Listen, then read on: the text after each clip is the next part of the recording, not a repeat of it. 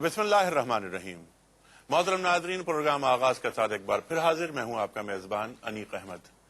ख़वातीन व हज़रात, एक उमूमी तासुर यह है कि पूरा आलम इस्लाम एक हमागीर जवाल का शिकार है।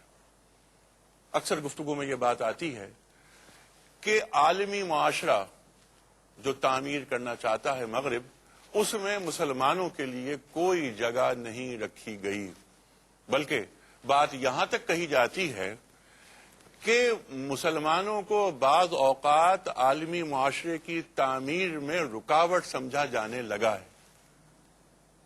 मोहतरम नाज़रीन, कुछ अफराद का ख्याल यह है कि इस फिक्र की वजह यह है कि मुसलमान शायद अब तक अपना कोई वर्ल्ड व्यू तश्कील नहीं कर पाए।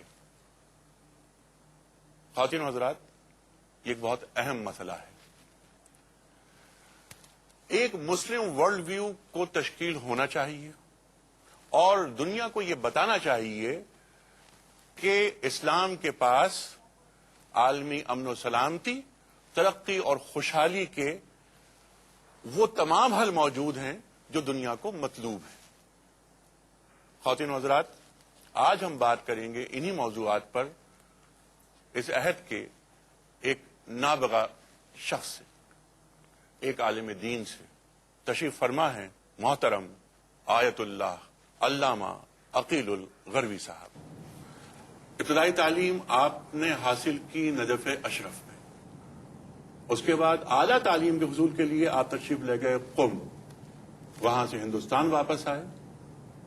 लातादाद किताबों के मुसन्निफ हैं। आपने अरबी जबान और उर्दू जबान में कई किताबें तस्नीफ फरमाई। हम गरवी साहब से गुफ्तगू का आगाज करते हैं।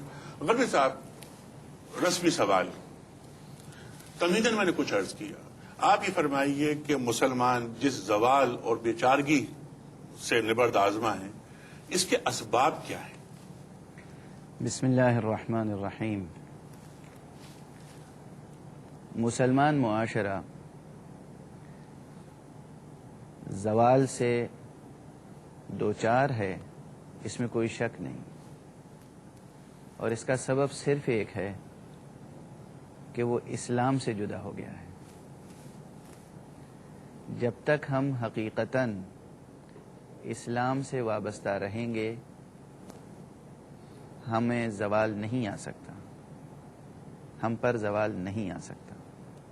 ये वादा खुद कुरान मजीद में रब अकबर ने फरमाया है, व अंतुमुल अलौना इन कुंतुम मुमिनीन, अगर तुम बाईमान रहोगे तो तुम ही सरफराज रहोगे। जहाँ भी हम नज़रियाती सतह पर या अमली सतह पर इस्लाम से दूर होते हैं, वहीं हमें जवाल से दो चार होना पड़ता है। यही असल वजह है और इसके अलावा कोई दूसरी वजह तजवीज़ नहीं की जा सकती। खुदा का एहसान है, लुत्फ़ है, करम है कि कुरान मजीद हमारे हाथों में मौजूद है अपनी असल सूरत व शक्ल पर, और किसी तहरीफ से दो चार नहीं हुआ। ठीक है। अच्छा, अल्लामा साहब, आपने फरमाया कि मुसलमानों को जवाल उस वक्त आना शुरू हो गया जब मुसलमानों ने दीन से दूरी इख्तियार करनी शुरू कर दी। अगर हम ये देखें कि हमने हुकूमत की तकरीबन 1000 साल, गोया 1000 बरस तक हम दीन से दूर नहीं रहे। इस्लाम को सिर्फ हुकूमत और सियासत से जोड़ना मुनासिब नहीं होगा।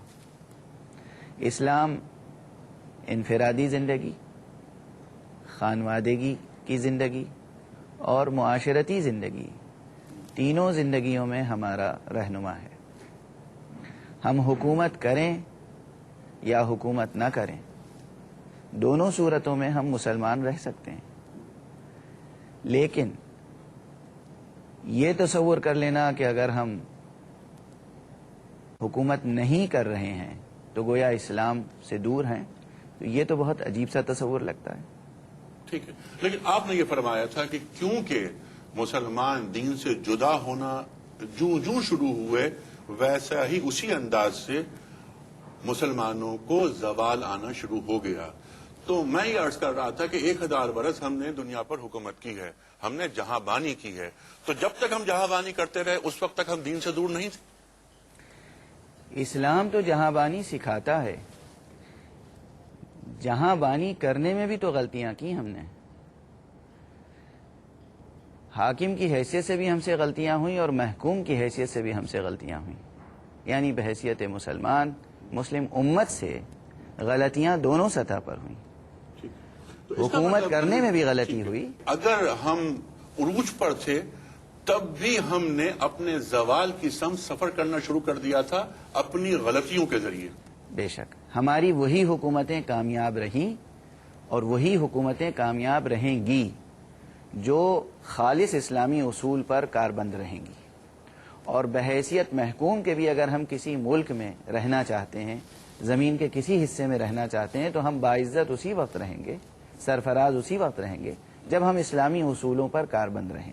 ٹھیک ہے، اسلامی اصول ہماری ترقی کی راہ میں کسی بھی حیثیت سے حارج نہیں ہے۔ ٹھیک ہے۔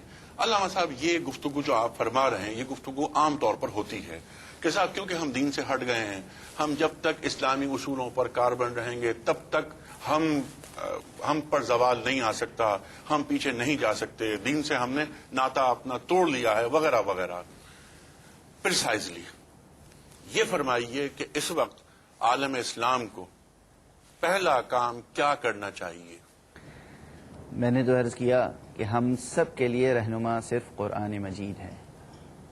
اگر ہم قرآن مجید کی طرف واپس آ جائیں، قرآن مجید کو مہجور نہ چھوڑیں اور قرآن مجید کو اس کی پوری معنویت کے ساتھ قبول کریں، ایسا نہ کریں کہ قرآن کے بعض حصوں کو قبول کریں اور بعض حصوں کو قبول نہ کریں۔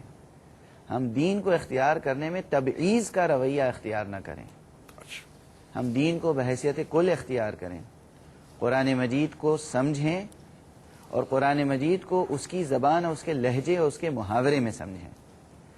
دین کی تعبیر میں بھی اگر ہم سے غلطی ہوگی تو غلطی کی پاداش کا ہمیں سامنا کرنا ہوگا۔ تو اس وقت آپ کے مخاطب پوری امت مسلمہ ہے، ٹھیک؟ بے شک۔ اچھا، علامہ صاحب، ایک عالم اسباب بھی ہوتا ہے۔